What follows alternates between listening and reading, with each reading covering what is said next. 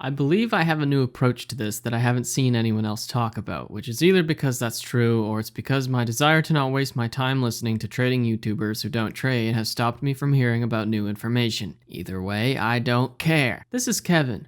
Kevin is a new trader who sucks and is awful and doesn't know what he's doing. People watching my second channel, iMan Trading Live, will understand that Kevin is me.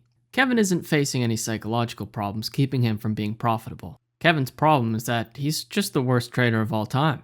He always follows his risk management and doesn't get tilted, but he's almost always wrong about what happens. Kevin fucking sucks, okay? That's the picture we're painting here if you weren't understanding that. A person who thinks they're being helpful says to Kevin, "Hey, the reason you're so bad is because of your risk-reward ratio. If you change that, you barely ever have to be right in order to become profitable." So, Kevin decided to go with this and try it out, except that he ran into a small problem.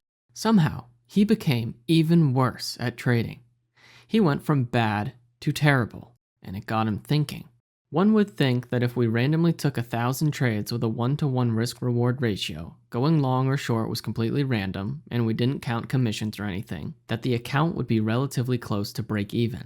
Now, if you had 1,000 trials of this, you'd get even closer to break even. Remember that the statistical likelihood of something hypothetically happening is based on an infinite number of trials. A 50-50 coin flip wouldn't seem like it was 50-50 if you only did a couple of trials and only flipped it 10 times.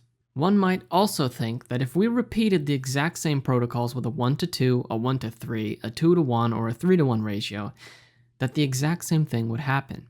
Hypothetically, if everything is truly done randomly by a computer programmed by someone who's actually qualified in research methods, like me unfortunately, that by the end of all these tests, the account should still be around break even. Now you might be wondering, then why don't you do the tests? And to that I would say, because I don't want to. Of course, you would get outliers in the data just like you would in any correctly done experiment regarding random number and data distributions. Some of you are following what I'm saying, some of you are pretending to follow it, and the other section of viewers are like, what the f are you talking about right now? Just hang with me, it'll all make sense. In an environment where a trader lacks an edge, which is just some characteristic that makes their trading not truly random, changing the risk-reward ratios does absolutely nothing. Let me repeat that for the people who are going to leave comments that make me angry because they completely missed the point. When a trader has no edge, changing the risk-reward ratio accomplishes nothing. In this specific environment, the win rate required to make a risk-reward ratio break even now becomes an indication of the likelihood that the trade will work.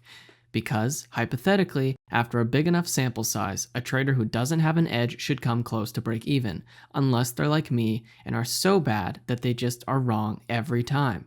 This is because they don't know what they're doing, and their trades should come close to being randomly distributed. A trader who is accomplishing nothing while risking 3 points for 3 points is only going to continue accomplishing nothing if they change it to risking 2 points for 4 points. Except, instead of needing a win rate of 50% to be break even, now they need a win rate of 33%. This trader might think to themselves, perfect. I'm absolutely garbage at trading, so needing to be right less often is great. Now it doesn't matter that I'm wrong so often. But instead, what happens? Does this trader start improving? No, of course not. What happens is that they're wrong even more often than they were before. The win rate required to make a trader break even went from 50% to 33%. But instead of this helping them, it just made them wrong more often. Instead of being wrong 20 times out of 45 times, they're now wrong 20 times out of 68 times. At the end of their little journey, they end up losing and winning almost the exact same amount of money, resulting in an almost identical account balance. They basically just found a different way to end at the same result. Think about it like this.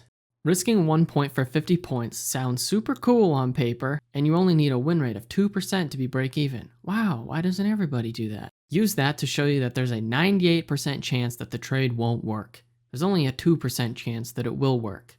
And if you really apply this, I'm sure that 2% goes down even more. When you're a trader who doesn't truly have an edge, changing the risk-reward ratios is not some magical shortcut to becoming better at trading. Guess what? Kevin still sucks at trading.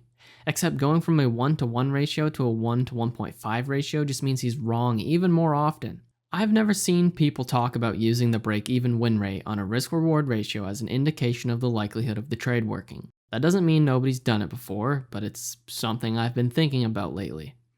The second channel's in the description, where you can watch Kevin, aka me, for your entertainment.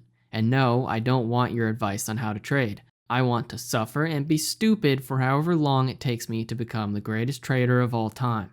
I don't teach people how to trade, I teach people how to think. I'm skeptical about information spread by the 95% of traders who don't make it, and I share those thoughts here. I am a trading psychology channel. Goodbye.